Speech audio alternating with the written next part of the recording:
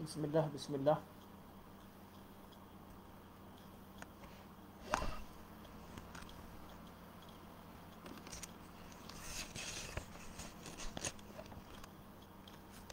So, sementara kita tunggu sahabat-sahabat kita uh, hadir, tuan-tuan yang bersama dengan saya sekarang boleh tolong komen sedikit bagaimana macam mana kualiti suara.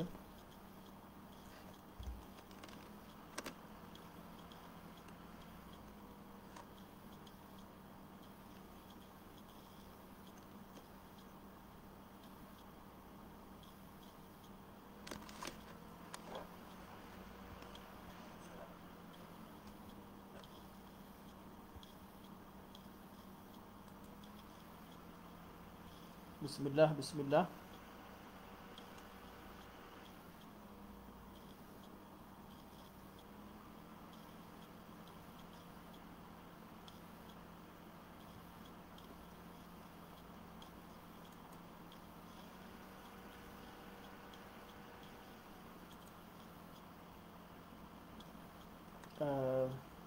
Tuan-tuan sekiranya ada soalan berkaitan dengan tajuk topik kita pada malam ni, kita akan bincangkan berkaitan dengan kedudukan tajuk sunnah Nabi SAW dan berkaitan dengan penolakan hujah terhadap golongan anti hadis atau golongan yang menolak penghujahan hadis Nabi SAW.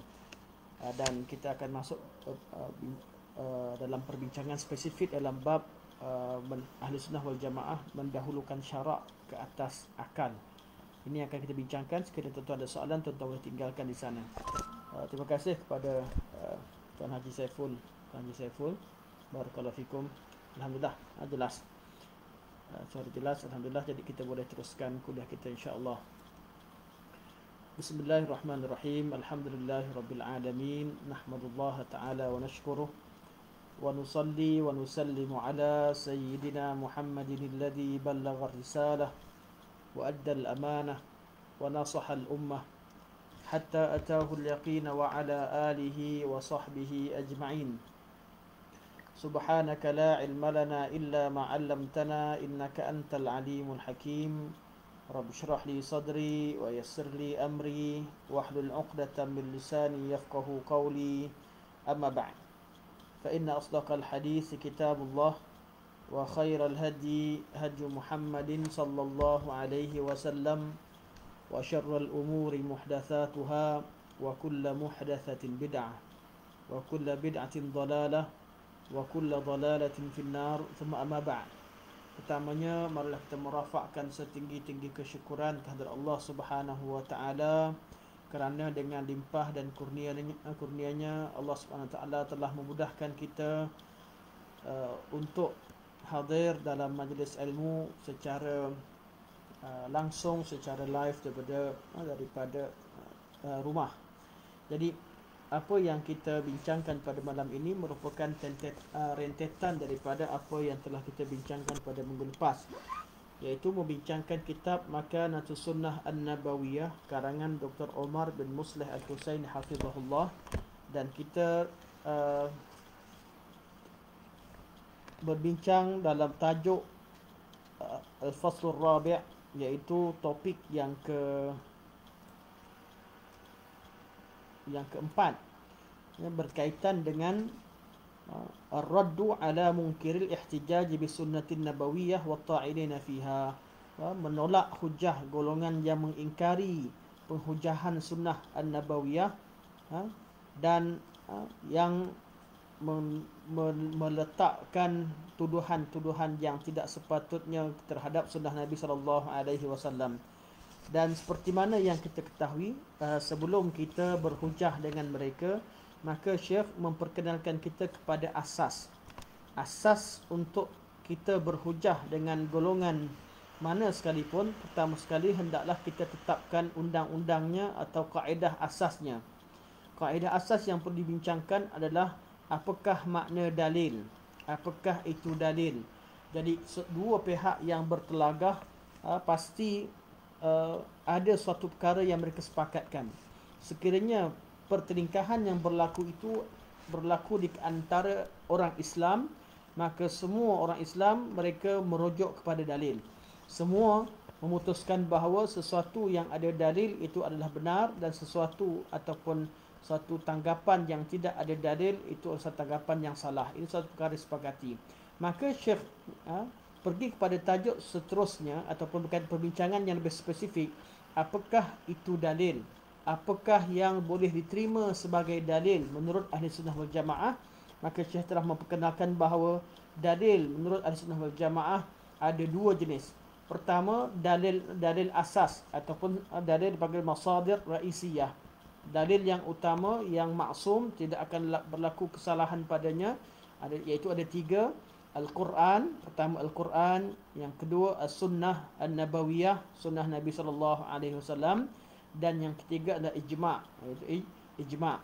Yang ijma' yang paling mundabit, yang jelas berlaku, yang mudah untuk kita pastikan bahawa ijma' itu, dakwaan ijma' itu adalah benar, adalah ijma' sahabat Nabi SAW.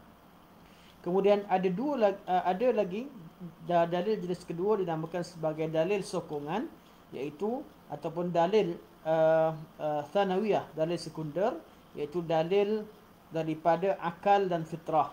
Dalil akal dan fitrah dikategorikan sebagai dalil sekunder atau dalil membantu kerana akal dan fitrah itu tidak mampu untuk mengetahui suatu kebenaran dengan sendirinya. Akal boleh mengetahui suatu kebenaran, namun pengesahan bahawa apa yang dicapai oleh akal itu betul atau salah mesti dirujuk kepada syarak. Jadi akal ini mampu mengenali kebenaran, namun kadang-kadang akal tersalah. Maka dalil akal diletakkan sebagai dalil yang membantu atau dalil sekunder untuk memahami syarak Allah Subhanahu wa taala. Jadi Al-Quran dan Sunnah Ijma' itu suatu dalil yang maksum, dalil asas, manakala akal dan fitrah adalah dalil sokongan. Jadi dalil sokongan ini adalah akal dan fitrah membantu kita untuk memahami dalil-dalil syarak yang lain. Dan akal juga mampu mengetahui suatu perkara yang benar apabila dipandu oleh Al-Quran dan sunnah Rasulullah sallallahu alaihi wasallam. Itu berkaitan dengan dalil.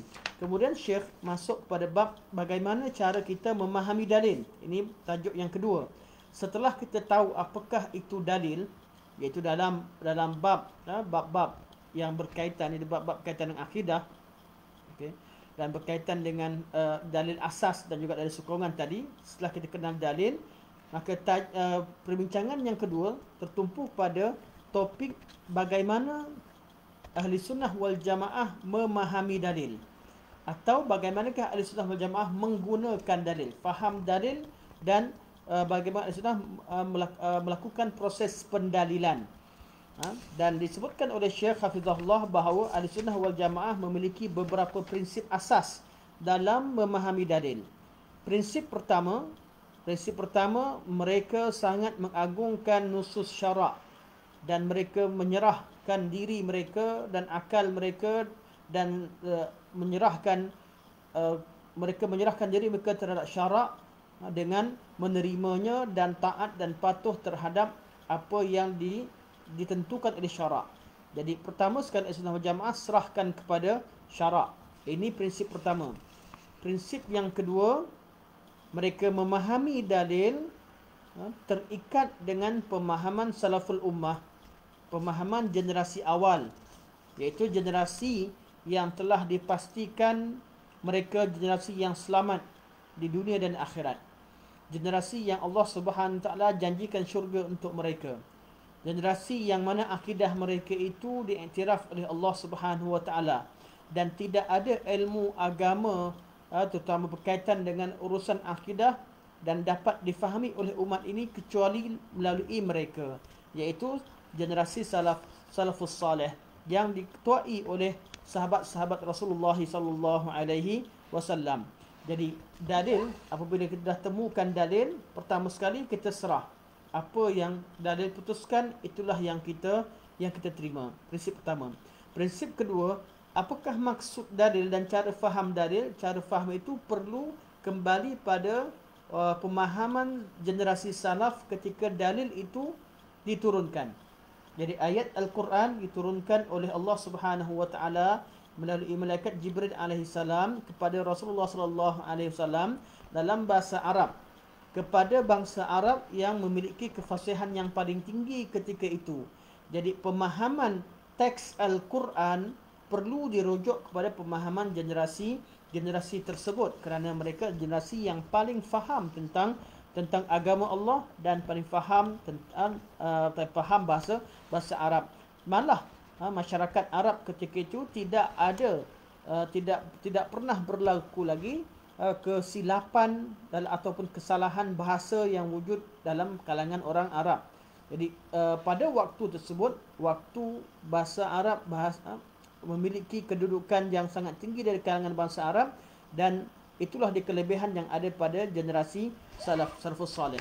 Jadi salafus salih menggabungkan antara mereka adalah generasi yang terbaik dari segi akhlaknya, dari segi akidahnya, dan mereka generasi terbaik dari segi kefahamannya, kerana Al-Quran diturunkan dalam bahasa mereka kepada mereka.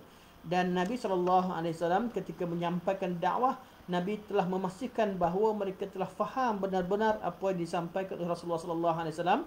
Maka prinsip yang kedua dalam memahami dalil adalah kita merujuk kepada pandangan mereka.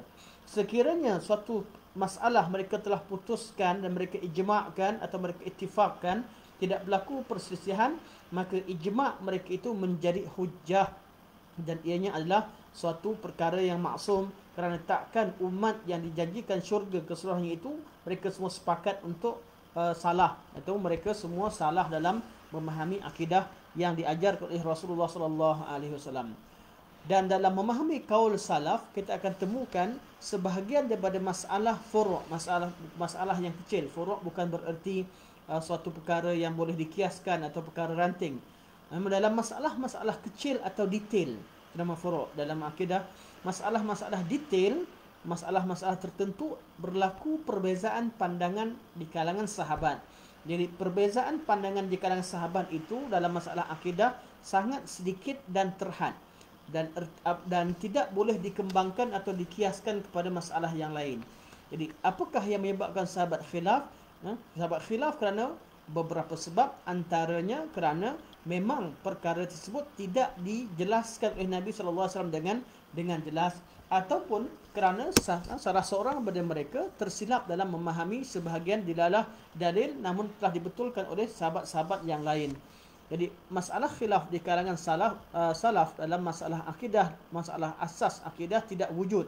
Hanya berlaku pada masalah-masalah kecil, dan hanya beberapa masalah yang boleh diketahui dengan jelas apa kaul ahli sunnah padanya. Dan ulama sunnah mengkategorikan masalah khilaf di kalangan sahabat itu sebagai masalah zanniyah, iaitu kita boleh terima perbezaan pandangan tersebut, seperti Ibnu Abbas radhiyallahu anhu khilaf dengan Aisyah radhiyallahu anha, adakah Allah Subhanahu wa taala melihat, adakah Nabi sallallahu alaihi wasallam melihat Allah Subhanahu wa taala ketika Mi'raj ataupun tidak, atau khilaf di kalangan sahabat, adakah siksaan dalam kubur itu berlaku, atau siksaan itu berlaku pada jasad dan roh ataupun hanya pada roh. Ini berlaku khilaf, ataupun khilaf dalam tiupan sangkakala 2 kali atau 3 kali. Mereka khilaf bukan kerana akal, bukan kerana qiyas, mereka khilaf kerana memahami dalil-dalil dalam Al-Quran dan Sunnah. Dan perkara yang mereka khilafkan itu tidak disebutkan dengan jelas dalam dalam disebutkan dengan jelas namun boleh difahami dengan dua keadaan, maka mereka adanya khilaf, dan khilaf mereka ini sangat terhad dan tidak boleh dijadikan sebagai kaedah untuk mengatakan bahawa masalah akidah boleh berlaku khilaf dan bebas khilaf ataupun khilaf dalam masalah tertentu. Khilaf mereka terhad dan biarkan khilaf itu sekadarnya, manakala perkara ijma', walillahil hamd, salafus salih tidak pernah berlaku khilaf dalam masalah akidah, terutamanya dalam masalah asma' dan sifat. Dan berkaitan dengan sifat tidak berlaku khilaf. Khilaf sahabat pada bab-bab tadi, beberapa bab yang terhad. Okey, prinsip kita yang prinsip Ahlussunnah yang ketiga. Kita masuk pada hari ini. Prinsip ketiga, muka surat, tuan-tuan yang boleh tengok pada nota yang disediakan. Nota ada di status saya. Saya telah uploadkan nota sama dengan nota minggu lepas, iaitu pada muka surat 254. Prinsip ketiga, prinsip Ahlussunnah wal Jamaah dalam memahami dalil. Jadi dalam memahami dalil perlu ada manhaj, perlu ada prinsip. Prinsip ketiga, wa min manhaji ahli sunnati fil istidlal, dan antara prinsip ahli sunnah wal jamaah dalam pendalilan, itu dalam memahami atau dalam menggunakan dalil, annahum yuqaddimuna syar'a 'ala al-aqli. Sesungguhnya mereka, iaitu ahli sunnah wal jamaah, yuqaddimuna syar'a 'ala al-aqli, mendahulukan syarak ke atas akal. Mendahulukan syarak ke atas akal, iaitu apabila didapati syarak menyampaikan suatu perkara yang tidak diketahui oleh akal atau diingkari oleh setengah akal, maka syarak, dalil syarak itu perlu didahulukan. Wa yarawna anna kullama khalafa syar'i fahuwa khayalun wa awhamun la haqa'iq. Dan mereka berpandangan bahawa suatu pandangan yang menyelisihi syarak itu merupakan suatu khayalan dan suatu sangkaan. Suatu khayalan dan sangkaan, bukan suatu hakikat. Jadi kalau ada akal manusia yang berfikir dalam suatu urusan bertentangan dengan syarak, mereka Ahlussunnah wal Jamaah menetapkan bahawa apa yang bertentangan dengan syarak itu, yang bertentangan dalil itu merupakan satu khayalan dan sangkaan. Apa arti khayalan dan sangkaan?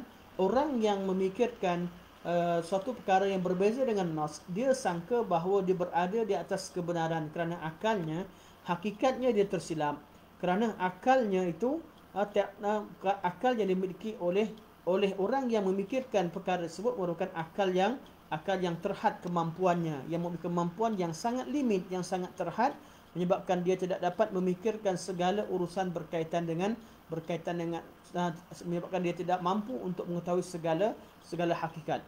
Dan saya baca sekali imbas sebelum saya ulas sekali lagi insya-Allah. Fama thabata fi syar'i la yumkinu ay yakuna fihi khata'. Apa yang telah sabit dalam syarak tidak mungkin boleh berlakunya kesalahan padanya. Jadi kalau Allah dah beritahu, Nabi dah beritahu, dan sabit bahawa Nabi beritahu, dan memang jelas Allah beritahu, maknanya juga jelas, maka tak mungkin, apabila Allah dah beritahu, maka tidak mungkin boleh berlakunya kesalahan dalam berita yang disampaikan oleh syarak. Bi khilafi uqulin nas, berbeza daripada akal manusia, wa araihim fahiya mu'arradatun lil khata'i wal hawa wal jahli. Berbeza dengan pandangan manusia. Pandangan manusia itu terdedah kepada kesalahan, iaitu dia salah faham, salah maklumat dan sebagainya. Wal hawa, dan pandangan manusia tidak terlepas daripada emosi dan kehendak. Seseorang itu kadang-kadang ada masalah atau cenderung kepada suatu kumpulan, cenderung kepada satu pandangan, cenderung kepada satu kaedah, cenderung kepada ideologi tertentu, menyebabkan dia menghukum suatu perkara berdasarkan kepada kecenderungan tersebut. Maka kata Syekh yang beliau sebenarnya meminjam kata-kata Ibn Taimiyah rahimahullah, bahawa pandangan apa yang diputuskan syarak takkan salah berbeza dengan akal manusia dan pandangan mereka. Pandangan manusia terdedah kepada kesilapan, terdedah kepada hawa nafsu dan emosi, dan terdedah kepada kejahilan, iaitu kurang maklumat. Jadi kita ni salah, pandangan manusia terdedah pada 3 perkara. Sama ada kita salah faham, atau terdedah kepada kesalahan, salah faham, atau terdedah kepada emosi dan kecenderungan, ataupun terdedah kepada kurangnya maklumat ataupun dinamakan sebagai kejahilan. Jadi syarak mesti didahulukan. Okay. Sebab itulah bila kita tengok kepada masalah ini, adakah akal didahulukan ataupun syarak? Jawapannya syarak, mesti didahulukan oleh syarak. Dan perkara ini kenapa dibincangkan? Kerana ada sekumpulan dalam umat Islam yang berpandangan, yang mengatakan bahawa apabila berlakunya perbezaan ataupun pertembungan makna antara dalil syarak dengan dalil akal, maka hendaklah didahulukan akal. Hendaklah didahulukan akal dengan alasan-alasan yang mereka berikan. Dan kita akan jawab insya-Allah. Syekh akan jawab satu persatu sebenarnya di bahagian belakang. Cuma saya akan syarahkan secara ringkas pada malam ini. Dan mereka mengatakan bahawa apabila berlakunya pertembungan antara dalil syarak dan akal, maka hendaklah didahulukan akal. Alasan mereka, antara alasan yang paling utama yang kita dengar, mereka mengatakan bahawa sesungguhnya akal itu telah mendahului syarak dari segi kewujudannya. Akal telah mendahului syarak dari segi kewujudannya. Artinya apa? Mereka kata, sebelum Allah turunkan Al-Quran, sebelum Allah utuskan Nabi Muhammad SAW, manusia telah berakal dan kehidupan dunia telah berjalan. Dan di kalangan dan mereka telah mampu mengenali yang mana betul dan salah sebelum syarak datang membenarkan apa yang ada dalam masyarakat. Ini hujah yang sering kita dengar. Jadi bagaimana jawapan Ahlussunnah wal Jamaah dalam bab ini?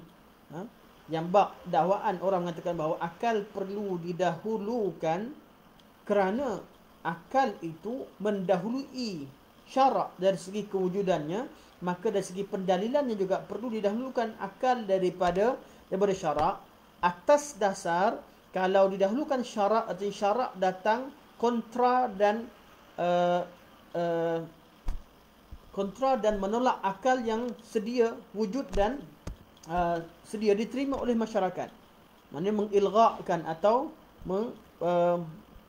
akal syarak kalau terima dalil syarak dan tolak akal, iaitu dahulukan syarak akal, seolah-olah syarak datang untuk cancelkan fungsi akal, sedangkan akal sedia wujud. Jawapan Ahlussunnah wal Jamaah terhadap dakwaan ini sudah mengatakan bahawa ini suatu kefahaman yang salah terhadap kaedah salaf. Yang salaf maksudkan bahawa dahulukan syarak ke atas akal adalah akal yang dimaksudkan tersebut adalah akal-akal yang bertentangan dengan syarak. Kerana telah diketahui bahawa akal manusia sedia wujud. Syarak datang tidak menolak akal, namun membetulkan akal. Akal yang ditolak adalah akal yang bertentangan dengan syarak. Akal yang bertentangan dengan syarak.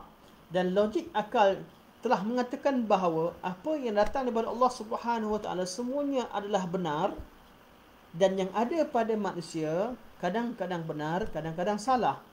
Jadi logik akal yang dikatakan bertentangan dengan syarak, yang ditolak tadi bukanlah akal secara keseluruhannya. Yang ditolak adalah akal ataupun logik yang bertentangan dengan syarak. Sebab tu bab akal perlu saya berikan sedikit muqaddimah. Allah Subhanahu Wa Taala ketika turunkan syariat Islam kepada bangsa Quraisy, tujuan utama selain daripada memperkenalkan akidah dan sebagainya, tujuan utama dan fungsi dalil itu, tujuan pertama adalah untuk membebaskan akal daripada belenggu jahiliah. Agama Islam ajak manusia kepada fakta, kepada dalil. Qul hatu burhanakum in kuntum shadiqin. Allah ajak golongan bangsa Arab jahiliah yang tersesat dengan cara fikir mereka. Allah ajak mereka berfikir dengan cara yang waras, menggunakan akal mereka. Jadi syarak tidak menafikan akal. Malah syarak mengajak manusia tinggalkan suatu pemikiran-pemikiran batil yang wujud pada zaman jahiliah. Sebab itulah Allah Subhanahu Wa Taala ketika turunkan syariat, Allah telah membebaskan akal daripada belenggu tahayul, daripada kepercayaan yang tidak ada tempatnya dalam logik akal manusia. Allah SWT telah ajak manusia tinggalkan adat-adat yang tidak masuk akal. Oleh itu Allah syariat takkan bertentangan dengan akal. Malah Allah SWT mengajak manusia menggunakan akal dengan sebaik-baiknya. Allah berfirman dalam surah Ali Imran. Allah berfirman, "Inna fi khalqis samawati wal ardi wa ikhtilafil laili wan nahari la ayatil lil albab." Allah kata sesungguhnya dalam penciptaan langit-langit dan bumi itu dan pertukaran siang dan malam merupakan tanda-tanda kebesaran Allah, tanda-tanda bukti kebesaran Allah Subhanahu Wa Taala bagi orang-orang yang dikategorikan sebagai ulul albab, yang menggunakan akal mereka, yang memiliki akal pemikiran. Allah juga mengajak manusia untuk kembali perhatikan apa yang ada dalam diri mereka, perasaan mereka, apa yang mereka fikirkan, apa yang mereka rasakan, kesakitan yang mereka rasa dan segala yang berkaitan diri mereka, jasad mereka. Allah ajak mereka, wa fi anfusikum afala tubsirun, dan pada diri mereka tidakkah mereka perhatikan. Jadi syarak tidak mengajak kita untuk tinggalkan akal. Dan apa yang berlaku dalam konteks masalah ini, golongan yang mendahulu akal, mereka sering salah ertikan antara dua makna akal. Akal ni kalau disebut ada dua penggunaan. Penggunaan pertama disebutkan akal oleh akal yang wujud pada seluruh manusia, iaitu akal fitrah. Akal fitrah dan logik, cara apa yang disebutkan akal fitrah dimiliki oleh seluruh manusia dan ianya takkan bertentangan. Yang dinamakan dalam istilah ilmu dalam selalu disebutkan oleh Syekhul Islam Ibn Taimiyah rahimahullah dengan nama al-aqlus sarih. Aqlus sarih itu akal yang dimiliki oleh seluruh manusia. Jadi Allah Subhanahu Wa Taala ketika turunkan Quran, Allah turunkan Quran kepada manusia yang berakal, bukan pada orang gila. Tapi akal yang dimiliki oleh manusia pada zaman tersebut adalah akal fitrah atau akal yang jelas, al-aqlus sarih. Manakala formula-formula falsafah yang datang kemudian, yang perlu melalui proses pembelajaran ilmu mantik dan kaedah-kaedah falsafah, ilmu logik berdasarkan kepada formula-formula falsafah, itu juga dinamakan sebagai akal. Tapi akal yang dimaksudkan di situ bukanlah akal dalam dalil syarak. Akal yang ilmu logik yang dipelajari kemudian bukanlah logik yang wujud dalam diri manusia secara fitrah. Tuan-tuan yang tak belajar ilmu mantik sekalipun, tuan-tuan berakal. Tuan-tuan yang tak tahu langsung tentang ilmu falsafah, tuan-tuan tetap manusia yang berakal. Kenapa? Itulah akal fitrah. Manakala akal, cara fikir falsafah yang melalui proses ta'akkul atau istintaj, itu terdedah kepada betul dan salah. Sebahagian daripada formula yang manusia letakkan kadang-kadang betul, kadang-kadang salah. Dan akal itu tidak dinamakan sebagai akal sarih. Sebab tu bila ada orang mengatakan bahawa apabila mereka baca Ar-Rahmanu 'alal 'arsy istawa, misalnya saya bagi contoh ayat ni, Allah Ar-Rahman, itu Allah yang bernama Ar-Rahman, beristiwa di atas arasy. Bila jumpa perkataan istiwa di atas arasy, ada akal fitrah tidak menafikannya. Secara fitrah mereka telah menerima bahawa Allah Subhanahu Wa Taala bebas melakukan apa sekalipun, dan sifat Allah tak sama dengan sifat manusia, perbuatan Allah tak sama dengan perbuatan manusia, maka tidak berlaku masalah tashbih atau masalah apa yang dirisaukan. Namun bagi golongan yang terbiasa dengan menggunakan akal, menggunakan ilmu mantik, yang mana ilmu mantik itu mengajarkan kepada kita supaya mentakrifkan segala sesuatu. Ya, mentakrifkan. Jadi itu perkara yang bagus. Tapi pentakrifan mantik mereka asaskan berdasarkan kepada kajian dan pengalaman mereka dan pemerhatian mereka terhadap makhluk. Jadi mereka telah meletakkan kaedah bahawa tidak ada contohnya tidak ada yang di atas kecuali memerlukan yang bawah, sebagai contoh. Mereka kata tidak ada sesuatu yang di atas kecuali bergantung pada yang bawah. Ini kaedah apa? Kaedah akal. Kaedah akal yang diputuskan ini, kita katakan bahawa dia tak betul 100%, tak salah 100%. Yang atas memang bergantung pada bawah, sekiranya ianya berkaitan dengan manusia, berkaitan dengan alam, berkaitan dengan makhluk yang tinggal di bumi. Manakala kaedah tersebut tidak menjadi suatu kaedah yang mutlak, yang betul pada semua keadaan. Langit di atas tak perlukan pada bumi.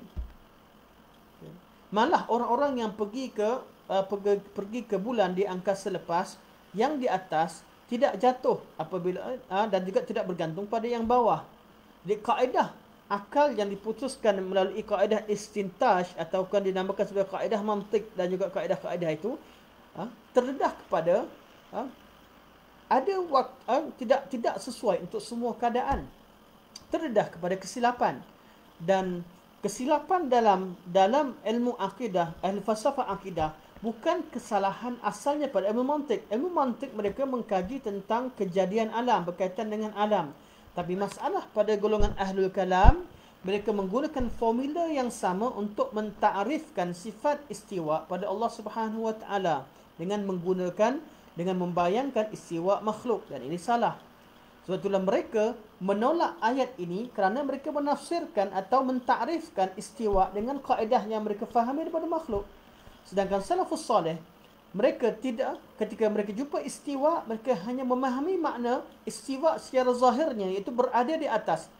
Ala wartafa'a, seperti mana Imam Bukhari rahimahullah meriwayatkan daripada Mujahid, meriwayatkan daripada Abil Aliyah. Ini satu faedah yang penting. Tuan-tuan nak rujuk kepada dalil masalah-masalah berkaitan dengan tauhid, tuan-tuan boleh rujuk pada Kitabut Tauhid, bab terakhir sekali dalam Sahih Bukhari. Jadi tuan-tuan kalau buka Sahih Bukhari, bab akhir sekali ada bab Kitabut Tauhid. Kitab akhir sekali, Kitabut Tauhid. Di sana terdapat lebih kurang 192 dalil berkaitan dengan masalah akidah. Bab akhir sekali. Okay.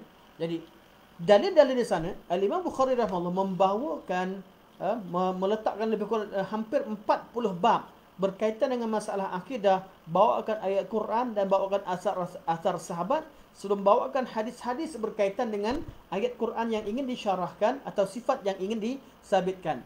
Jadi tuan-tuan akan temukan dalam bab istiwa, thumma stawa 'alal arsy, satu bab yang diletakkan oleh Imam Bukhari rahimahullah, atau Ar-Rahman al-Arsy istawa, antara dua ayat berkaitan mengisbatkan istiwa. Imam Bukhari menukilkan kata-kata Mujahid dan Abil Aliyah di kalangan tabi'in. Jadi yang mentakrifkan istiwa sebagai ala wartafa'a bukan ilmu bahasa kemudian, tidak. Yang mentakrifkan perkara tersebut adalah sahabat, adalah tabi'in, anak murid Ibn Abbas radhiyallahu anhuma.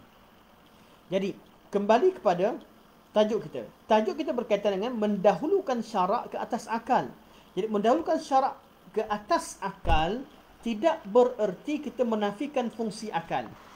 Fungsi akal kekal, malah Quran mengajak kita untuk kembali kepada menggunakan akal dengan cara yang betul.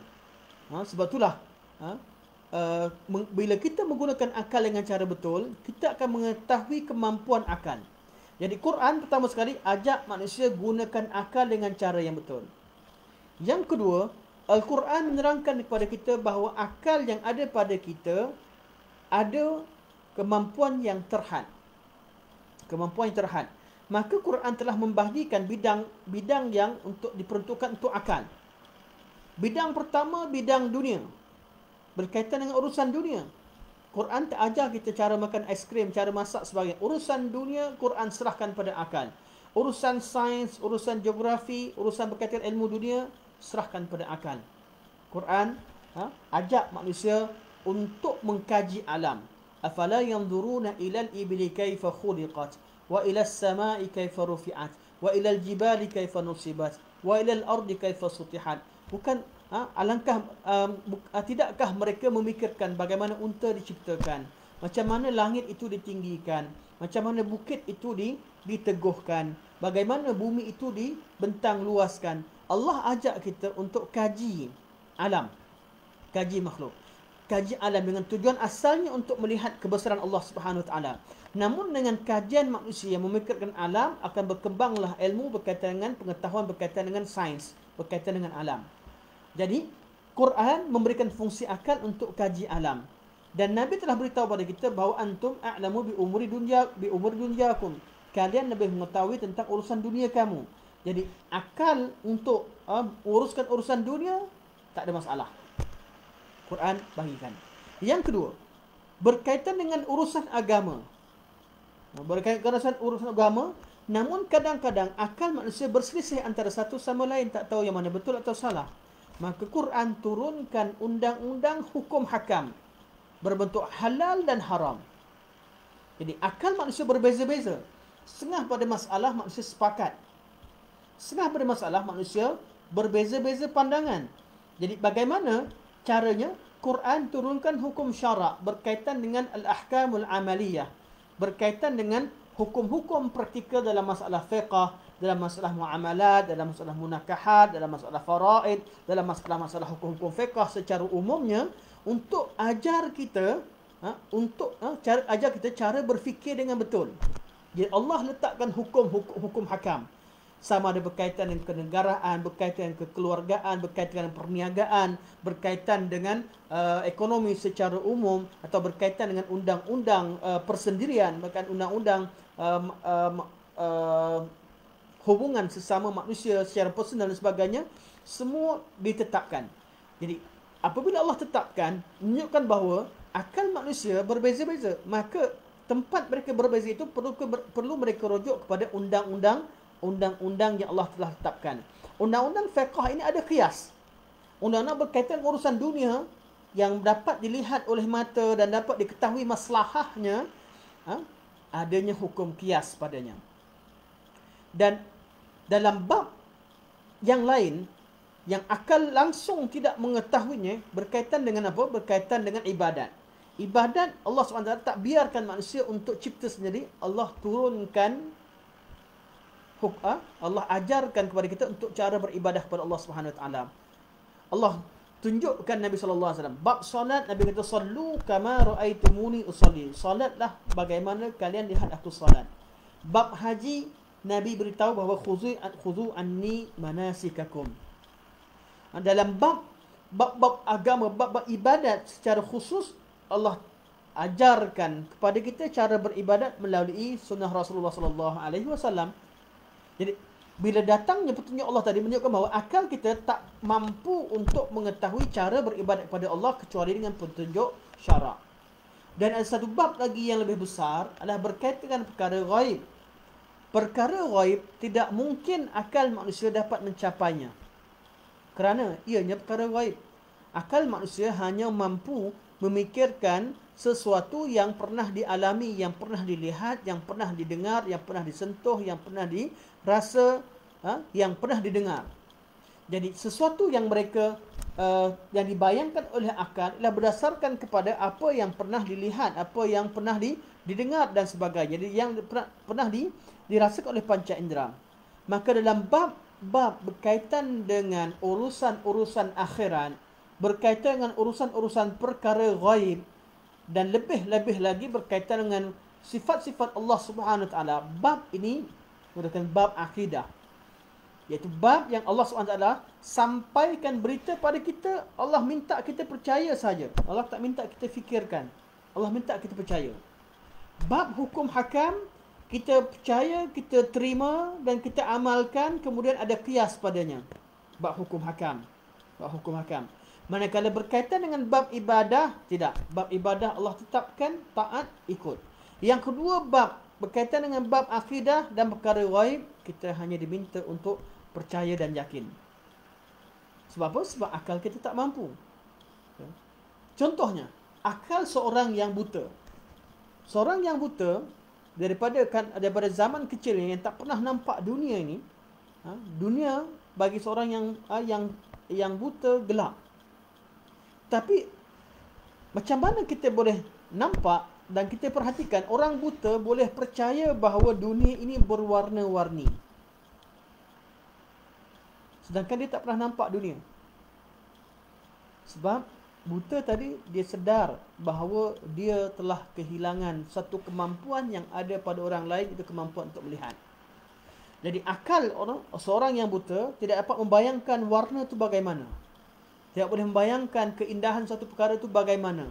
Bayangan-bayangan yang ada padanya bayangan yang dicipta sendiri melalui apa yang dibayangkan, apa yang dikhayalkan. Namun bukan satu hakikat, bukan satu perkara hakikat. Orang yang nampak, yang mengetahui perbezaan satu perkara dengan yang lain. Namun orang buta boleh terima bahawa dunia ini memang berwarna-warni dan ada pelbagai bentuk dan ragamnya. Dari mana? Dari berita yang disampaikan oleh orang celik. Kerana orang buta tadi sedar bahawa dia mempunyai kekurangan dalam penglihatan. Begitu juga orang yang pekak. Orang pekak percaya bahawa ada bahasa manusia, ada suara yang boleh berkomunikasi. Ada manusia yang berkomunikasi melalui suara. Walaupun ada orang yang pekak yang tak pernah dengar suara langsung, dia percaya, dia yakin bahawa manusia itu ada bahasa dan mereka faham antara satu sama lain melalui suara. Walaupun dia tak pernah dengar suara. Kenapa? Kerana dia nampak. Walaupun nampak mulut bergoyang, orang yang bisu sama mereka juga mulut bergoyang, tapi dia tahu orang sebenarnya dunia ini ada suara. Kenapa? Sebab orang yang bisu, orang yang pekak, mereka akur bahawa mereka hilang satu deria, satu panca indera, iaitu pendengaran. Menyebabkan mereka boleh terima bahawa adanya satu perkara, suatu kewujudan yang mana mereka sendiri tak mampu merasainya. Begitu juga berkaitan dengan manusia. Seorang yang berakal, dia perlu sedar bahawa akal dia tidak mampu untuk mengetahui perkara gaib. Kesedaran ini perlu. Bila dia sedar bahawa dia tidak mampu mengetahui perkara gaib, maka dia akan hanya dengar berita daripada yang maha mengetahui perkara gaib. Orang yang sedar diri bahawa akalnya takkan mampu memikirkan tentang perkara akhirat, dia akan percaya kepada Tuhan yang berkuasa di hari akhirat, yang mencipta hari akhirat, Allah Subhanahu wa taala. Satu perkara yang sangat ajaib berlaku kepada sebahagian golongan ahli falsafah dalam dunia Islam, dan mereka di kategori ulama. Mereka boleh percaya kepada azab kubur dan sedar bahawa akal mereka tak mampu untuk mengetahuinya. Mereka boleh percaya kepada urusan-urusan akhirat, syurga dan neraka.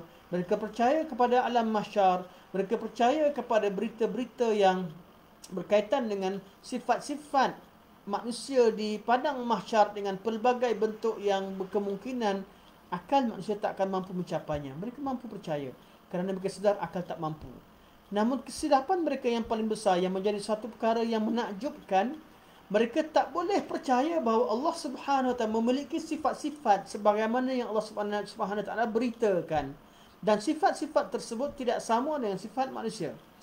Jadi mereka tidak boleh terima bahawa Allah Subhanahu Wa Taala memiliki wajah sebagaimana yang Allah Subhanahu Wa Taala beritakan. Memiliki wajah. Mereka tak boleh terima. Kenapa? Sebab mereka mesti tafsirkan wajah Allah itu. Kalau dikatakan Allah ada wajah, mesti ada bentuk, dan bentuk itu dibayangkan seperti manusia. Allah mengisbatkan sifat, mengisbatkan suatu perkara, tidak bererti kita menyatakan perkara itu ada hak. Tidak bererti kita mendakwa kita mengetahui hakikat bagaimana sifat tersebut. Kita mengisbatkan Allah Subhanahu Wa Taala beristiwa, tidak bererti kita mengatakan bahawa bagaimana Allah beristiwa. Mengisbatkan artinya mengatakan bahawa ianya wujud. Ianya wujud. Apabila Allah sampaikan suatu berita kepada kita dan perkara itu merupakan berita yang jelas maknanya, yang zahir maknanya, maka tidak perlu kita untuk menolaknya. Sebab urusan tersebut bukan urusan yang akal kita mampu menafikannya.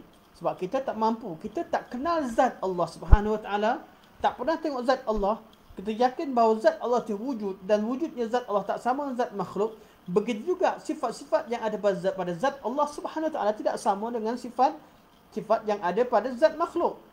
Jadi Allah memiliki zat dan zat Allah memiliki sifat-sifatnya, dan sifat-sifat yang ada pada Allah Subhanahu Wa Taala tidak sama dengan sifat-sifat yang ada pada makhluk. Kerana wajah itu berbeza menurut kepada siapa yang memiliki wajah tersebut. Allah Subhanahu Wa Taala kita cukup terima Allah ada wajah, cukup, jangan bincang lebih. Tapi makhluk kita boleh bayangkan. Wajah makhluk, wajah manusia berbeza dengan wajah kera, wajah monyet, wajah ular, berbeza wajah semut, berbeza dengan wajah ikan. Okay. Perbezaan itu wujud berdasarkan pada zat. Jadi wajah ikan berbeza pada wajah manusia. Kerana apa? Kerana wajah ikan dinisbahkan pada ikan, wajah manusia dinisbahkan kepada manusia. Dan wajah-wajah yang lain, kalau kita muka sekalipun, muka bumi sekalipun, muka bumi berbeza daripada muka kita kerana dinisbahkan pada bumi. Bagaimana dengan wajah Allah? Apabila Allah Subhanahu Wa Taala turunkan Quran, beritahu pada kita, dan Allah berbangga dengan wajah Allah Subhanahu Wa Taala, dan Allah Subhanahu Wa Taala beritakan kepada kita bahawa nikmat yang paling besar yang akan dinikmati oleh manusia di syurga nanti adalah melihat wajah Allah Subhanahu Wa Taala. Kita sebagai seorang mukmin beriman dan kita merasakan bahawa itulah nikmat yang paling tinggi. Ada orang kata melihat wajah Allah, melihat zat Allah Subhanahu Wa Taala tidak syak, tidak syak.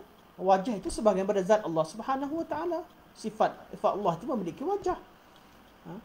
Tapi ketika mengisbatkan zat tanpa mengisbatkan wajah, itu suatu perkara yang tidak wajar.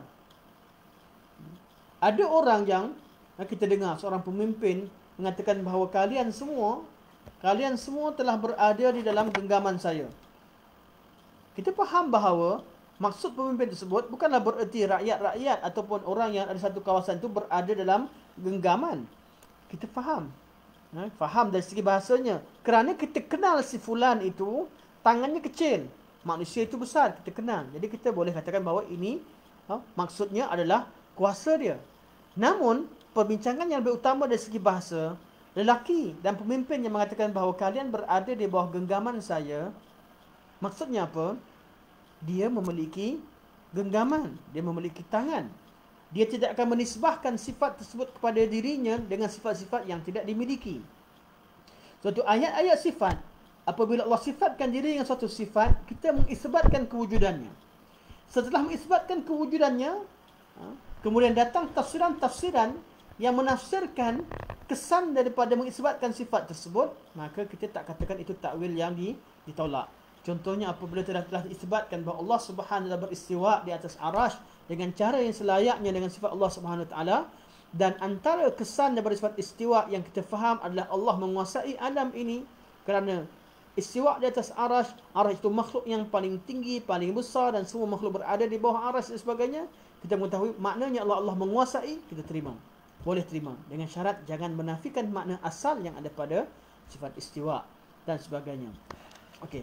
Jadi kita balik kepada golongan yang mendahulukan, yang mengatakan bahawa bila berlakunya pertentangan antara akal, logik manusia dengan syarak, perlu didahulukan akal. Mereka kata perlu didahulukan akal bila berlakunya pertemuan, mereka telah tersilap dalam mentakrifkan akal. Kalau yang mereka maksudkan akal fitrah, bila akal fitrah, maka takkan berlaku pertentangan antara syarak dengan akal fitrah manusia. Sebab fitrah manusia telah akur bahawa syarak, apa yang datang dari syarak semuanya adalah benar. Semuanya benar. Dan mereka, akal manusia telah akur bahawa Allah Subhanahu Wa Taala Maha mengetahui. Maka akal manusia secara spontan, siapa sahaja yang mengatakan bahawa bila mereka berfikir satu perkara kemudian bertentangan dengan kalamullah, akal manusia secara fitrah mengatakan bahawa aku salah, apa yang Allah katakan itu benar. Ini akal fitrah. Manakala kalau akal yang dimaksudkan adalah akal formula, kaedah-kaedah yang diambil daripada pengalaman golongan Yunan dalam mengetahui, dalam mengenali makhluk, akal itu belum tentu benar. Setengah tempat benar, setengah tempat tak betul.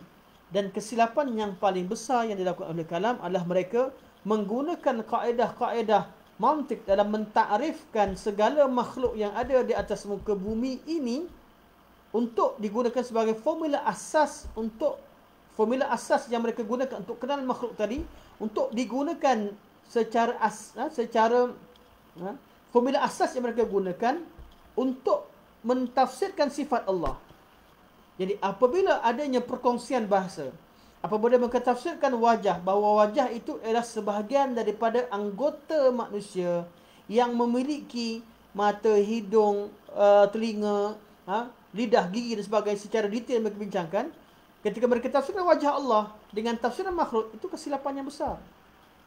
Itu bukan zahir nas. Kalaulah salaf memahami wajah dengan erti yang ahli kalam faham begitu, sudah tentu salaf akan menolaknya. Mereka tidak akan menerimanya. Namun erti wajah yang salaf faham tak sama seperti yang ahli kalam faham. Sebab itu salaf bila mereka terima sifat wajah, mereka tidak ada masalah apa-apa, kerana mereka tahu bahawa sebelum mereka bincangkan tentang erti wajah, mereka dah tahu wajah yang dibincangkan wajah siapa? Wajah Allah Subhanahu Wa Taala, bukan wajah makhluk. Maka laisa kamitslihi syai' wa huwas samiul basir. Jadi tidak akan berlaku pertentangan. Namun kalau akal manusia mengatakan bahawa tiap-tiap yang berwajah itu merupakan berjuzuk, tiap-tiap wajah itu adalah anggota, dan anggota itu adalah salah satu juzuk daripada zat manusia, maka mustahil bagi Allah itu memiliki wajah. Kerana itu Allah kalau mengisbatkan Allah berwajah, artinya mengisbatkan Allah itu ada juzuk.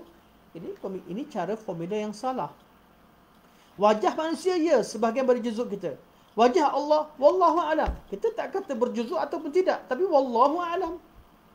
Allah lebih mengetahui. Kita tak tahu zat Allah bagaimana. Bagaimana kita nak hukumkan sifat-sifat Allah Subhanahu Wa Taala?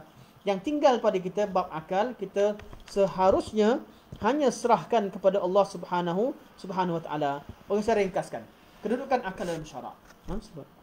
Akal syarak, akal mempunyai kedudukan yang sangat tinggi dalam syarak. Namun syariat telah menetapkan fungsi akal pada tempatnya. Akal berfungsi dalam urusan-urusan dunia. Allah berikan kebebasan pada manusia untuk fikirkan urusan dunia. Akal juga berfungsi dalam memahami kalamullah yang berkaitan dengan dan juga melakukan qiyas terhadap hukum-hukum Allah berkaitan dengan masalah hukum hakam muamalat dan sebagainya. Kerana hukum hakam muamalat, munakahat dan sebagainya ada kaitan antara hukum Allah dan juga makhluk, maka boleh dilakukan qiyas padanya. Akal tidak mampu berfungsi dalam mencipta suatu amalan baru dan ibadat, kerana akal tidak tahu apa yang Allah inginkan dalam masalah ibadat, kerana ibadat itu hukumnya tauqifi. Manakala berkaitan dengan syarat-syarat rukun-rukun sah atau tidak dalam bab amal ibadat, itu ada kiasnya. Kias yang tidak ada pada ibadat adalah kias untuk mencipta suatu amalan yang baru.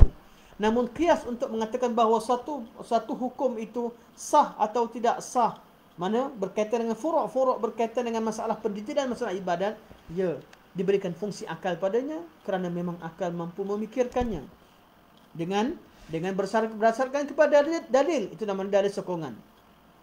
Berkaitan dengan urusan perkara ghaib, akal tidak ada fungsi padanya. Fungsi akal hanyalah memahami apa yang Allah sampaikan dan percaya. Dan perkara ghaib itu sama ada berkaitan dengan perkara ghaib yang nisbi atau perkara ghaib yang mutlak. Ghaib itu ada yang nisbi, ada yang mutlak. Yang mutlak artinya sampai bila-bila kita takkan tahu kecuali ketika Allah SWT bukakan hijab, atau ketika di hari akhirat nanti, atau ketika waktu yang Allah bukakan. Ada ghaib yang berbentuk ghaib nisbi, iaitu berkaitan dengan apa yang berada dalam kandungan seorang perempuan, apa yang berlaku pada hari besok. Maka kita tahu apa yang berlaku hari besok. Hari ini, apa yang berlaku besok, ghaib. Kita tak tahu. Besok kes COVID berapa orang, kita tak tahu. Berapa orang yang akan dijangkiti COVID. Tapi kalau data, kumpulan data, KKM tahulah data yang dikeluarkan. Namun secara hakikatnya besok berapa orang yang akan dijangkiti dengan penyakit COVID, tak ada siapa tahu. Berapa orang yang akan meninggal besok, siapa tak tahu. Siapa yang meninggal, tak ada siapa tahu. Namun setelah tiba hari besok, Ada yang meninggal, kita tahu, oh si fulan yang meninggal, si fulan yang hidup. Itu nama ghaib nisbi. Ghaib pada keadaan tertentu. Waktu sekarang ghaib, besok dah tak ghaib. Itu ghaib nisbi. Bab ghaib nisbi, ghaib ini, kita boleh mengisbatkan suatu kebenaran berita setelah datang kebenarannya. Mana ada ghaib mutlak, berkaitan dengan ghaib mutlak, sampai bila-bila kita takkan tahu bentuk syurga, macam mana syurga, macam mana neraka, macam mana wajah Allah Subhanahu Wa Taala, dan berkaitan sifat Allah, kita takkan tahu. Ini ghaib yang mutlak. Artinya di dunia ini kita takkan tahu perkara-perkara ini kecuali ketika Allah Subhanahu Wa Taala ciptakan kita ataupun kembalikan kita di alam akhirat. Jadi ghaib yang mutlak. Bab ghaib, kita perlu beriman kepada Allah Subhanahu Wa Taala. Sama ada bab ghaib mutlak atau ghaib nisbi. Ghaib mutlak kita beriman, secara mutlak serahkan pada Allah Subhanahu Wa Taala. Apa yang Allah beritahu kita percaya dengan sekadarnya, akal kita gunakan untuk faham kalamullah seperti mana yang Allah kehendaki, dan serahkan, beriman dan serahkan pada Allah Subhanahu Wa Taala. Manakala berkaitan ghaib nisbi, kita beriman dengan apa yang Allah beritahu, apa yang akan berlaku, beriman dengannya tanpa kita memandai-mandai menetapkannya. Seperti berlaku sekarang, ada orang menetapkan bila keluarnya Dajjal. Ada orang menetapkan akan datang berapa tahun lagi berlaku kiamat. Bilakah keluarnya Al-Mahdi? Bilakah? Ini berkaitan urusan ghaib nisbi. Kita tahu bahawa Al-Mahdi itu wujud. Kita tahu bahawa Dajjal itu wujud. Kita tahu bahawa Isa itu wujud dan akan turun di akhir zaman. Tapi bilakah itu berlaku? Ini perkara ghaib. Jangan memandai-mandai kita menetapkan. Jangan pandai-pandai kita tetapkan bahawa pada tahun sekian atau pada bulan sekian akan berlakunya kiamat, atau akan turunnya Isa, atau akan keluarnya Al-Mahdi, atau akan berlaku perkara masa depan. Itu ghaib nisbi, kita tak tahu. Jadi kita, apa yang kita lakukan berkaitan dengan urusan Dajjal, kita beriman dengan Allah, doa tiap-tiap kali kita habis tahiyat, kita doa minta Allah selamatkan dari Dajjal, kita baca surah Kahfi, beramallah dengan syariat Islam.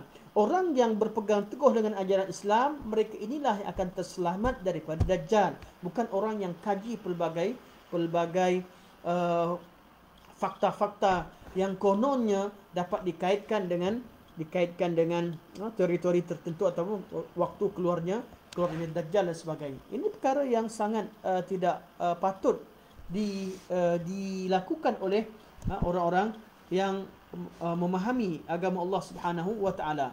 Jadi perkara ghaib nisbi, kita percaya dengan apa yang Allah beritakan, bahawa akan berlakunya perkara sekian dan sekian.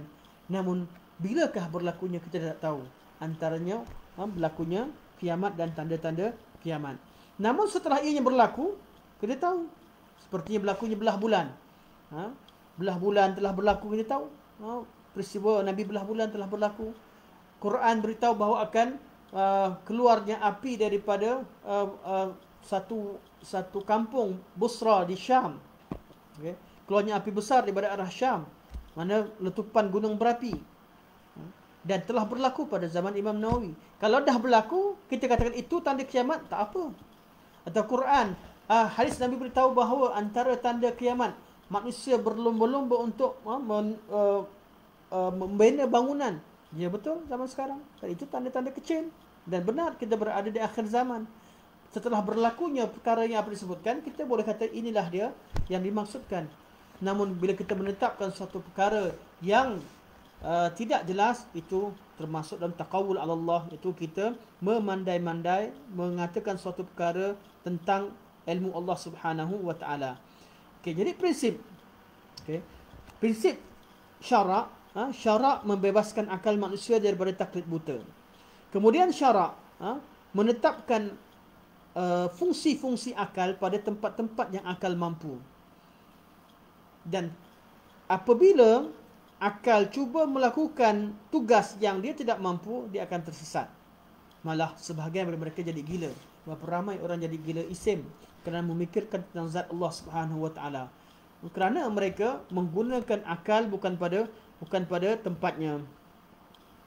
Jadi berkaitan dengan perintah Allah, berkaitan dengan berita Allah, Allah ajarkan supaya kita terima berita yang Allah Subhanahu Wa Taala sampaikan dengan penuh penuh redha dan penuh dengan istislam, serahkan diri kepada Allah Subhanahu wa taala.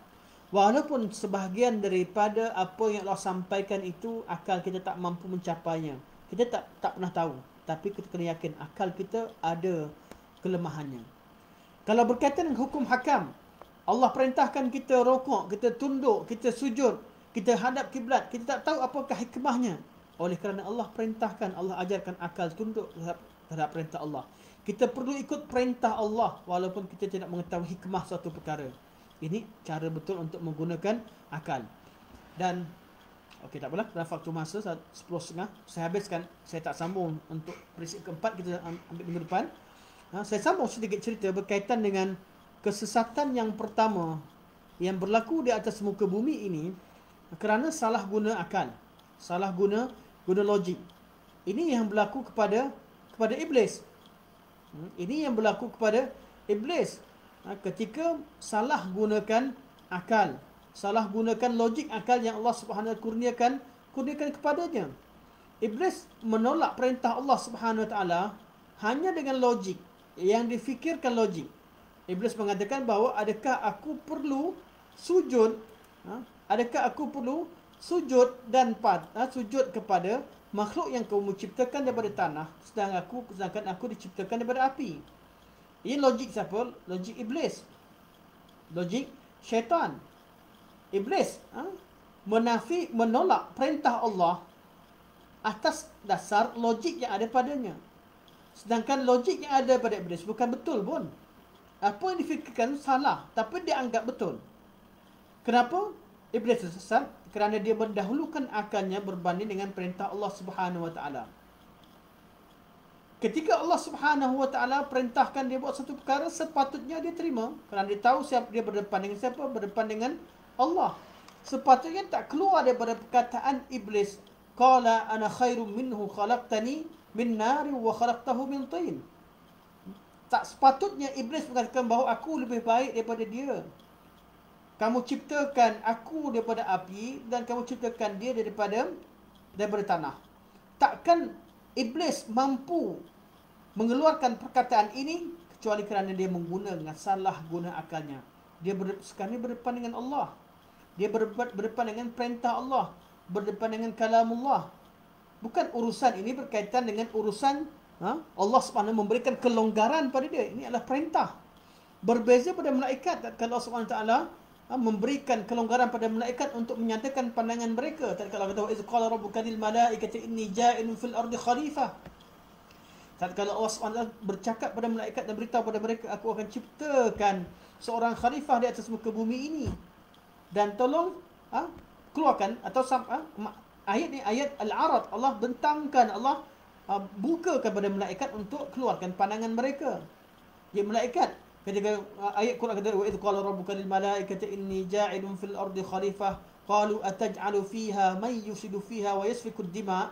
Ketika malaikat keluarkan pandangan tersebut bukan untuk melawan, tapi waktu itu memang waktu Allah benarkan. Urusan yang Allah benarkan itu tidak kira melawan. Berbeza dengan iblis. Iblis Allah perintahkan dia lawan. Dan berkaitan dengan balik kepada urusan berkaitan dengan perkara ghaib, berkaitan dengan masalah akidah, Allah perintahkan orang beriman agar percaya dan yakin dengan berita-berita yang disampaikan oleh Allah Subhanahu wa taala melalui lisan Nabi Muhammad sallallahu alaihi wasallam. Jadi kalau ada orang yang mendahulukan akalnya ke atas syarak, artinya dia telah mentakdirkan suatu perkara yang kurang ke atas perkara yang sempurna. Akal manusia mampu tahu kebenaran, tapi dia kurang. Kadang-kadang dia salah, kadang-kadang dia tersalah. Syarak mengandungi kebenaran dan tidak mengandungi langsung kebatilan dan takkan salah. Maka mendahulukan akal kepada dalil syarak bererti dia mendahulukan suatu perkara yang naqis, yang kurang ke atas perkara yang sempurna. Ke atas perkara yang sempurna. Dan yang kedua, orang-orang yang mendahulukan akal ke atas syarak, mendahulukan dalil akal ke atas syarak, sebenarnya mereka telah menuduh akal mereka sendiri. Mereka telah melawan dengan logik mereka sendiri. Kerana sebelum mereka berbincang urusan agama, mereka dah tahu bahawa akal mereka itu tidak sempurna dan syarak adalah sempurna. Tatkala mereka mengatakan bahawa bila berlakunya pertentangan antara syarak dengan akal dan perlu didahulukan akal, artinya mereka memperolokkan akal ikrar mereka yang asal, logik mereka yang asal yang mengatakan bahawa syarak itu sempurna. Dan yang ketiga, kalau mereka mengatakan bahawa akal itu didahulukan daripada nakal bila berlaku, atau dahulukan pada syarak bila berlakunya pertembungan, artinya mereka telah menuduh syarak dengan kekurangan. Artinya apa? Akal ini lebih sempurna daripada syarak. Semua iltizamat yang berlaku ini, sama ada mengatakan bahawa dia mendahulukan yang kurang daripada yang sempurna. Mana orang yang dahulukan akal ni akan tiga perkara je. Sama ada dia kata akal ni kita mesti dahulukan benda yang kurang, jadi hukum pada benda yang sempurna. Jadikan orang gila sebagai pemimpin dan orang yang sempurna ni jadi pengikut. Atau jadikan budak-budak sebagai pemimpin, kanak-kanak yang belum memayis sebagai pemimpin, dan orang-orang tua dan yang profesor ni semua jadi pengikut. Ini satu kata logik. Yang kedua, orang yang mereka dahulukan akal daripada syarak, seolah-olah mereka mengatakan bahawa akal mereka sendiri tak logik. Akal mereka sejak pada awal akur dengan syarak. Dan ketiga, orang yang mengatakan bahawa akal ini dahulukan daripada syarak, sebenarnya mereka menuduh syarak itu dengan kekurangan. Kerana mereka mengatakan seolah-olah mereka bahawa akal mereka lebih sempurna.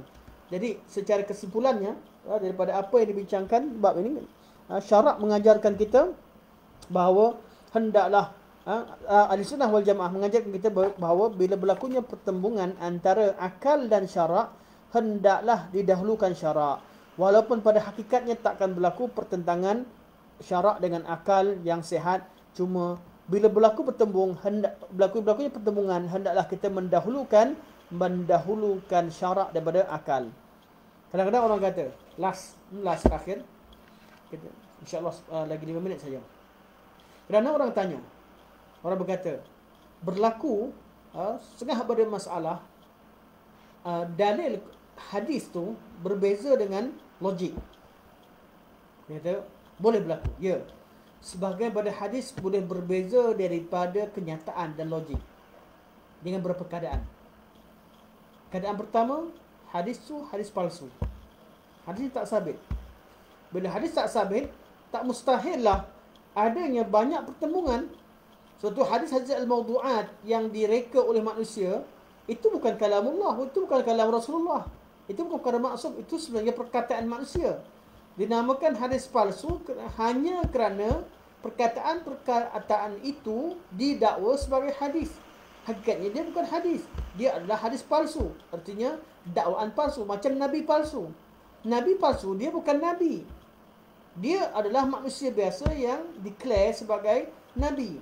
Bila sebut Nabi palsu, bukan bererti kita ikrar bahawa dia itu Nabi.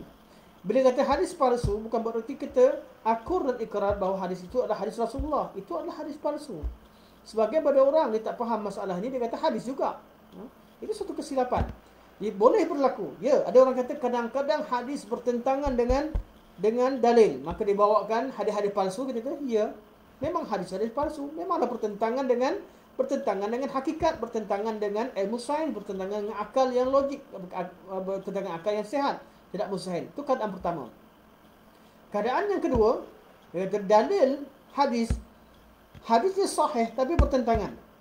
Dia takkan berlaku. Kalau ada, mesti masalah kedua, iaitu hadis tidak bermaksudkan begitu, tapi orang yang kata adanya pertentangan itu, mereka yang memahami perkara itu dengan cara yang salah.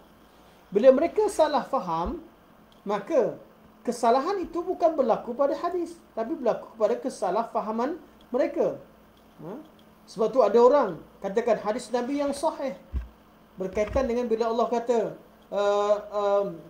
di hari kiamat ada hadis kursi. Bila Allah SWT kata, abdi ji'tu falam tut'imni fayaqul rabbi kaifa ut'imuka wa anta rabbul alamin. Hari kiamat nanti ada hadis kursi. Nabi SAW ceritakan bahawa Allah berkata di hari kiamat, wahai hambaku, aku dulu lapar, kenapa kalian tak beri makan kepada aku? Kemudian Allah berkata, kemudian hamba berkata, bagaimana aku beri makan kepada kamu sedangkan kamu Rabbul Alamin? Maka datang golongan kata, hadisnya hadis sahih, dan sifatkan Allah bahawa Allah sakit, dan Allah sifatkan Allah bahawa Allah lapar, sedangkan mustahil Allah lapar, artinya dengan alasan tersebut maka mereka tolak hadis bahawa hadis boleh berlakunya pertemuan antara hadis sahih dengan akal. Kata, nanti dulu, hadis ini ada sambungannya. Ceritanya hadisnya panjang, jangan ambil separuh. Hadis, ketika kita dengar satu hadis, dengar satu ayat Quran, kita perlu dengar dengan sempurna, baca dengan sempurna. Allah terangkan selepasnya. Bila hamba kata, Rabb kaifa ut'imuka wa anta rabbul alamin, wa anta rabbul alamin, wahai Tuhanku, macam mana aku bagi makan kepada kamu sedang kamu rabbul alamin? Fayaqul, Allah kata, ama alimta anna abdi fulanan ja'a falau at'amtahu lawajadta dhalika indi. Bukankah kamu tahu bahawa si fulan dan fulan tu lapar?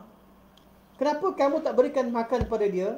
Kalau kamu berikan makanan pada dia, berikan mereka makan, kamu akan pasti dapati pahala daripada kamu buat amalan tersebut ada padaku. Abdi maritu falam ta'udni. Allah juga kata, wahai hamba-Ku, aku sakit. Maritu, aku sakit. Kenapa kalian tak ziarah dan tak jenguk aku?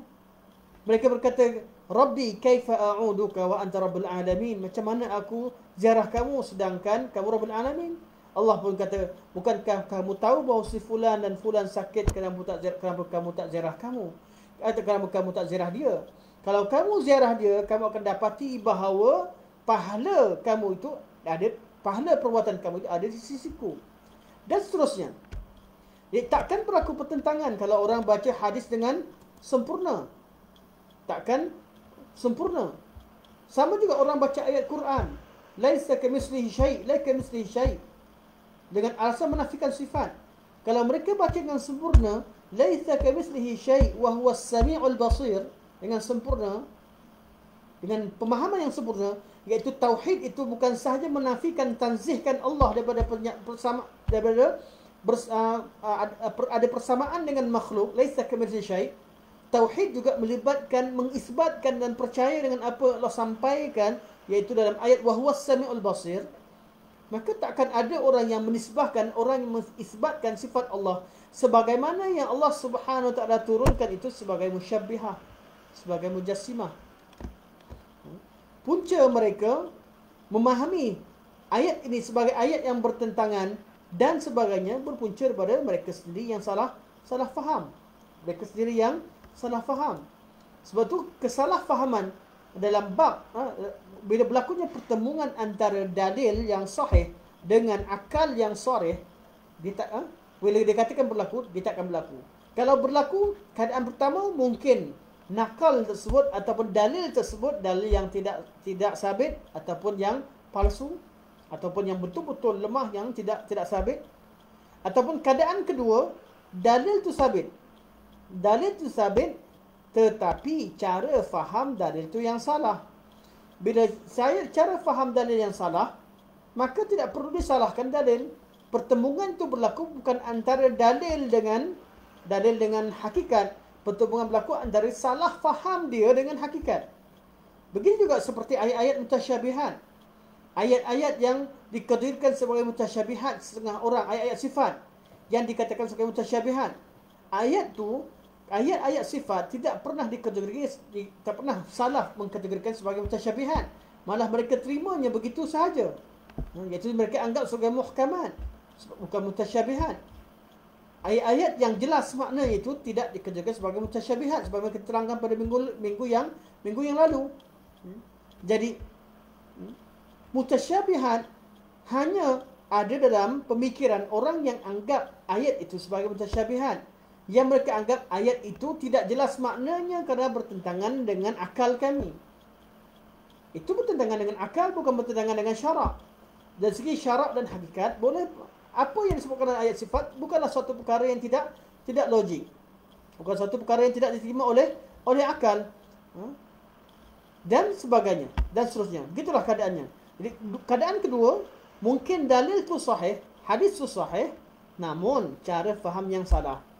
Atau kemungkinan ketiga. Kemungkinan ketiga, akal tu yang rosak.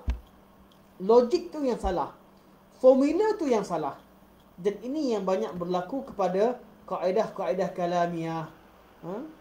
Sebab itulah golongan Jahmiyah mengatakan bahawa kaedah akal mereka adalah kaedah yang qat'i, takkan salah. Tiba-tiba datang golongan seterusnya Mu'tazilah kata, wahai Jahmi, kamu salah, kaedah yang betul begini.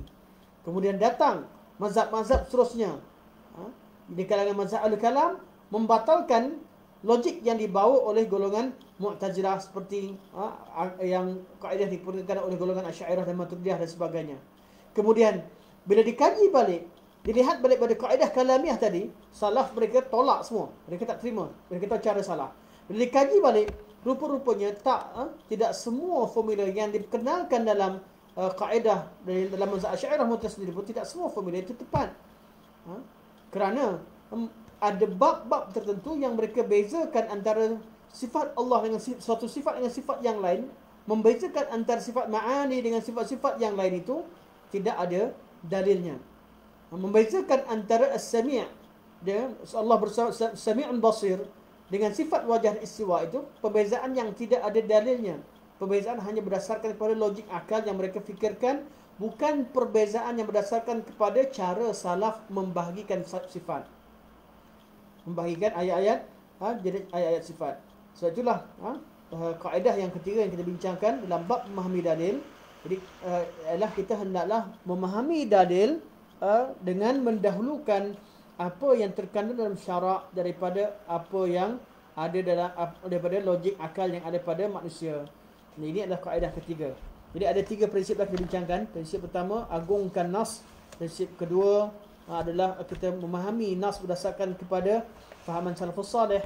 Dan prinsip ketiga adalah kita mendahulukan dalil syarak daripada dalil akal. Okay, insyaAllah saya sampai sini saja. Saya tengok pada soalan tuan-tuan dan puan. Kalau ada soalan, terima kasih Tuan Haji Saiful sekali lagi. Waalaikumsalam warahmatullahi wabarakatuh pada Puan Rohani Mahyudin. Waalaikumsalam warahmatullahi pada Tuan Satu Naka Halu yang beri salam. Dan terima kasih pada Puan Dina yang komen, saudara Abu Talha, Tuan admin kita. Terima kasih pada Tuan Muhammad Terwizi, Muhammad Kamal yang berikan saya star, ada star sebagainya. Terima kasih. Jadi saya tidak ada soalan yang dikemukakan, dan insya-Allah semoga soalan jadikan pertemuan kita pertemuan manfaat. Sekarang pada minggu depan, tuan-tuan, kita masuk pada tajuk yang juga menarik berkaitan dengan prinsip Ahlussunnah wal Jamaah dalam memahami ayat-ayat Allah SWT dan memahami dalil. Itu berkaitan dengan Ahlussunnah wal Jamaah menerima semua hadis yang sahih daripada Nabi SAW, sama ada yang mutawatir ataupun ahad. Dan juga prinsip seterusnya, Ahlussunnah wal Jamaah beriman secara mutlak dengan apa yang ada yang datang daripada Allah dan Rasulnya. Dan terakhir sekali, Ahlussunnah beriman dengan zahir makna-makna yang jelas dalam nas-nas, tanpa mereka mengatakan bahawa ada makna di sebaliknya. Ini semua yang akan bincangkan pada minggu depan, insya-Allah. Masih lagi berkaitan dengan prinsip dan kaedah ataupun manhaj Ahlussunnah wal Jamaah dalam memahami dalil-dalil syarak. Sampai sini saja. Semoga Allah Subhanahu Wa Taala jadikan pertemuan kita pertemuan yang manfaat. Terima kasih kepada tuan-tuan dan puan yang bersama dengan kita sejak dari awal sampai sekarang. Dan terima kasih juga kepada penganjur dan juga kepada ketua-ketuanya, kepada tuan admin kita saudara Abu Talha, di atas usaha beliau meneruskan kuliah-kuliah dalam keadaan kita berada di zaman sekarang ini, berada di suasana Covid ini. Dan banyak beliau, walaupun beliau sediakan tempat dan sebagainya, namun belum ada kebenaran daripada pihak kerajaan untuk adakan kuliah secara langsung di Dewan. Jadi kita teruskan kuliah cara begini. Kita doakan kepada Allah SWT agar Allah SWT mengangkat wabak ini daripada bumi Malaysia yang tercipta ini dan juga daripada dunia secara keseluruhannya. Semoga Allah SWT masukkan kita di kalangan orang-orang yang istiqamah dalam menuntut ilmu, dan semoga Allah SWT bimbing kita untuk berada di atas syariat Allah SWT di dunia ini dan faham agama dengan cara yang difahami oleh Rasulullah SAW. Akhirnya dengan cara sebab Allah SWT masukkan kita dan redha kepada kita di syurga kelak, insya-Allah. Subhanakallahumma wa hamdika asyhadu an la ilaha illa anta astaghfiruka wa atubu ilaik. Wa sallallahu ala sayyidina Muhammad wa ala alihi wa sahbihi wa baraka wa sallam. Walhamdulillahi rabbil alamin. Wassalamualaikum warahmatullahi wabarakatuh.